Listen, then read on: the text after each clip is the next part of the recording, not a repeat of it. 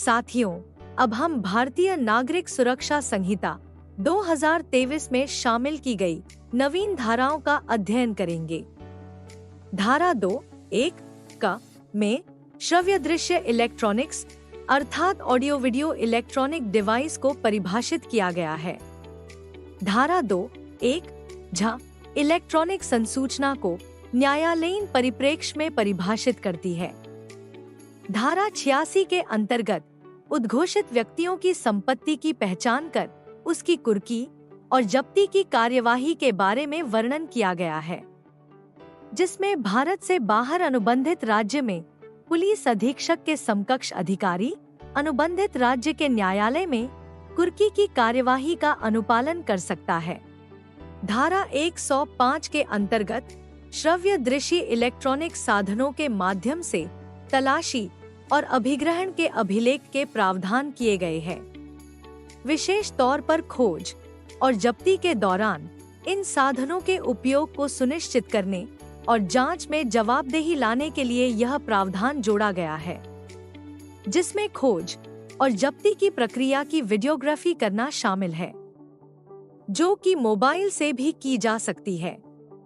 धारा 107 के अंतर्गत संपत्ति की कुर्की, जब्ती या वापसी का प्रावधान किया गया है। पुलिस न्यायालय की अनुमति से अपराध की आय के रूप में प्राप्त किसी भी संपत्ति को कुर्क और जब्त कर सकेगी। धारा 172 में इस प्रावधान के अंतर्गत किसी पुलिस अधिकारी के किसी भी निर्देश का विरोध करने, इनकार करने, अवहेलना करने आदि पर किसी भी व्यक्ति को हिरासत में लेने की पुलिस को शक्ति दी गई है। धारा 336 में कतिपय मामलों में लोक सेवकों, विशेषज्ञों, पुलिस अधिकारियों के साक्ष्य के प्रावधान किए गए हैं। ऐसे साक्ष्य इलेक्ट्रॉनिक माध्यम से भी दिए जाना अनुज्ञात है।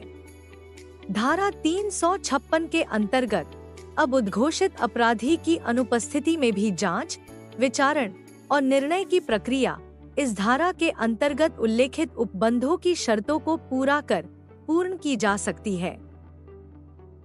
धारा 398 में प्रावधान है कि प्रत्येक राज्य सरकार साक्षियों की सुरक्षा सुनिश्चित करने को ध्यान में रखते हुए राज्य के लिए साक्षी सुरक्षा स्कीम तैयार करेगी और अधिसूचित करेगी, जिसमें पुलिस अधीक्षक स्तर के अधिकारी को विशेष अधिकार देने होंगे।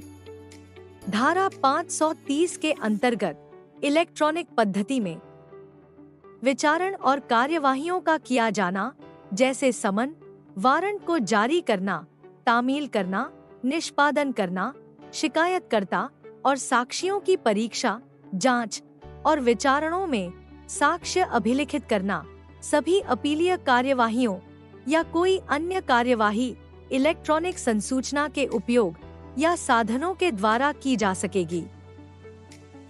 याद रहे, पुलिस कर्मियों से अपेक्षा है कि यहाँ बताए गए कानूनी प्रावधानों के अतिरिक्त भी वे नए अधिनियम का विस्तृत अध्ययन करें, ताकि किसी भी प्रकार की त्रुटि होने की आशंका न रहे।